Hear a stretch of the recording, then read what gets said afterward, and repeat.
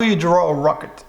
Well, if we draw a rocket with basic shapes, we start at the end, which is a line, and then we draw the engine, which is 3 lines or a square, and then we draw a little line which is a little bit curved to the point of the nose, and the nose ends there, so we draw a little curved line like this, and then we do almost the same at the other side. So this is the basic shape of the rocket. The rocket has some fins on the side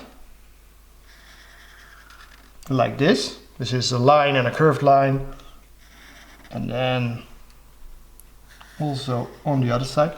And of course there's a fin on this side as well, so we just mark it as a thick line. And of course every rocket has a window, so we draw a little circle around here, and the engine is of course on, so we draw a little flame which is like 2 curved lines like the rocket, and then inside an oval.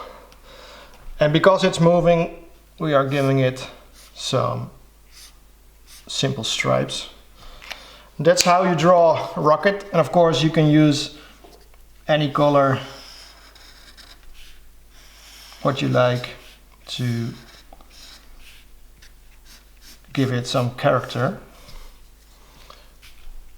and you can draw some background shapes if you want. And that's how you draw a rocket.